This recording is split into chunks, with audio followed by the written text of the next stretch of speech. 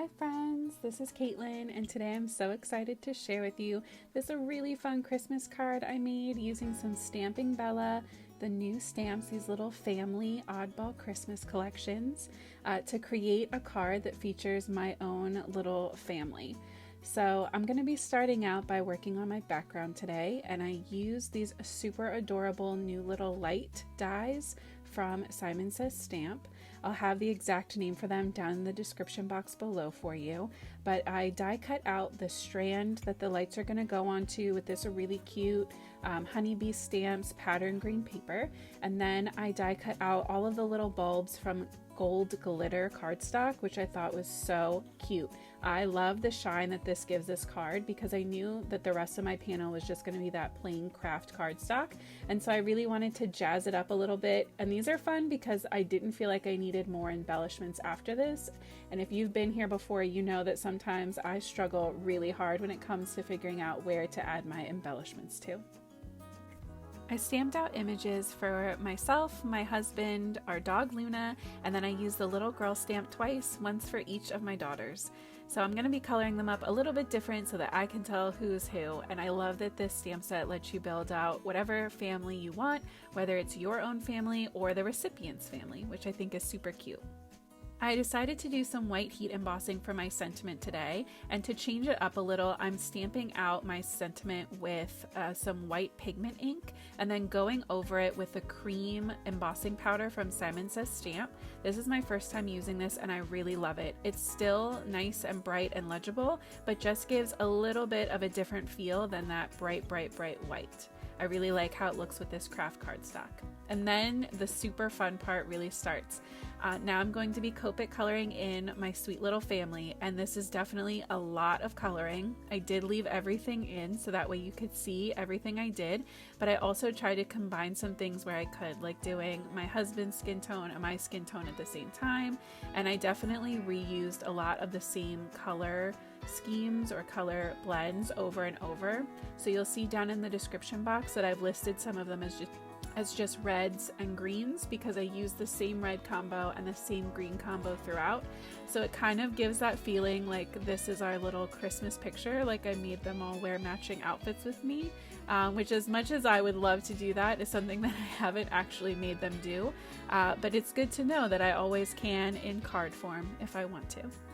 I decided to let my husband get away with wearing some jeans in our little family photo card. And these are some new marker colors to me, and I think that they are absolutely perfect for denim.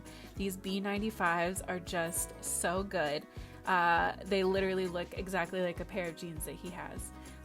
So I also went in for my green colors because the oddballs are so kind of like quirky, and they're not dark, but their expressions are just, they make me laugh, but they're definitely quirky. They are oddballs. I decided to go with a little bit more of a muted color scheme, something a little more vintagey. So I went with the BG 90s for my greens, and I used that over and over again for the sweater, my dress, one of the girls' dresses, and then the bows. And I think that it's just really pretty. And then the reds that I choose are definitely more on the maroon kind of side of reds instead of like a really bright red. So obviously you could customize this to whatever you want, but I think that little bit more of a muted vintage kind of touch is really cute for these. I think they just set off those oddballs so nicely. I love them. As usual, I worked through all of my color combinations, working from my darkest marker up to my lightest. I used the R89 to lay in all of my shadows for my red, and then the R59, and lastly the R46 to be my brightest color. Normally I jump down to the R20s, but like I said, I really wanted to keep this on that little bit more of a rich maroon kind of color scheme. So I definitely went for kind of a central lighting for my shadows and my shading on this piece. I figured if this was like a true family picture, there would be a flash in front of us. So I kind of just kept everything very centralized. So my highlights are right in the middle of everything, and my shadows are pretty much equal on either side. I also really enjoy coloring in these kind of images because you can really play around with the highlights and creating those round shapes on some of your images, like on the sides of my dress. By leaving that little bit of a light space where you put in your lightest or medium shade, you can really play up that cylindrical round feel of whatever you're coloring. I also went in with a touch of the warm grays for both the quote-unquote black colors of this and the white colors of this piece. So I used the W9, W5, and W7 to do all of the shoes, like black shoes and black tights. And I also used the W, I think 00 and 1, possibly the 3, to do the white shading of like the Santa hat and the edge of little Luna's doggy hat, which if this was real life, she would absolutely not wear. She is part pit bull and part boxer, and I can tell you that hat would be shredded in approximately 30 seconds if we tried to put it on her. She also has a little freckly nose, which is what I gave her on here. I put some little dots on her muzzle and went back in to add in some of the pink. Her little pink freckled nose is one of the things that attracted me to her first. We got her as a puppy last year during COVID, right at the start of COVID actually. She's my little COVID puppy, my pandemic puppy. And I do love her, but she has so much energy. The idea of her sitting still for a family picture is by far the least likely part of this entire project. So I also went through and tried to keep these as true to us as possible. So I gave my husband some like salt and pepper hair, because that is what his hair looks like. I ended up going back in to add in a little bit more of the same browns I'm using to do my hair. To his, I just felt like his looked a little bit too gray, but I definitely wanted to give it kind of that salt and pepper feel, and I feel like that's something I don't see other people color a lot, so I really wanted to share those shades with you. So I went back in and gave myself some nice dark brown hair using those E70s, and then my daughter Alex, her hair is very much like mine, very dark, versus my other daughter Ken's. Her hair is definitely a little bit warmer. She's got a little extra highlight to her hair.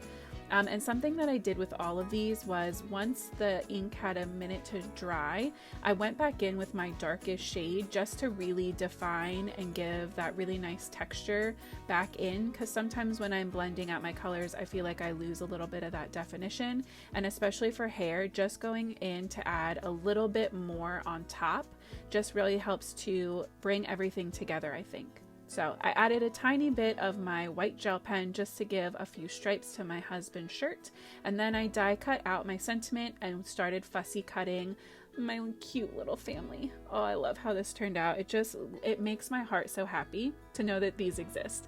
I love Stamping Bella Oddballs, and knowing that I can turn my family into some Stamping Bella Oddballs, it just brings me a lot of joy. I know it's silly, but I really do love it. Then it was time to start assembling my card. So I glued down my first strand of lights up at the top and just trimmed off the extra. And I knew I didn't want these very centered because everything in this card is meant to just be a little odd and quirky. So I also put my little husband, since he's the tallest stamped image on there, I put him around where I thought I would want my little family to be lined up. And that way I knew they would overlap a little with the lights, but I wasn't bringing my lights down too far that there would be a ton of texture there. So then I just started playing around with where we would all be lining up, and I knew I wanted him in the center, or more centralized anyway, and I wanted Luna out on the side. So I kind of played around with laying these out. My husband is very tall, so I also knew that I wanted to give myself some room to pop him up a little bit extra and higher on the card. I laid down my sentiment strip just as kind of a guide and marked it with a pencil, so that way I knew everybody would be kind of lined up on the same plane, and that way when I pop up my sentiment on top, I will kind of cover the bottom section of everyone's shoes, and that just kind of helped to give me a guideline of where to adhere all of my pieces without having to constantly hold my sentiment strip up and move it and up and move it. I used liquid glue to adhere down all my pieces, so I would have a couple seconds of wiggle room to make sure that everything was lined up where I wanted it. And then just to give myself a little bit of added dimension, I did decide to pop up my sentiment strip using some foam tape. I just felt like even though the die cut lights have a little bit of extra texture to them, that a little bit more of a 3D pop on that would really help kind of take it to the next level. So I am so in love with how this card turned out, and I really appreciate you coming to hang out with me today. If you haven't already, please go ahead and hit that subscribe button. I would love for you to join our crafty family. I post new videos every Friday, and moving into 2022, I'm going to be making a goal for myself to be posting an extra video, one Monday video at least a month, just to help kind of push out even more ideas and give you guys even more inspiration. So I hope that you have an amazing week. I'll see you next Thursday for an early Christmas video.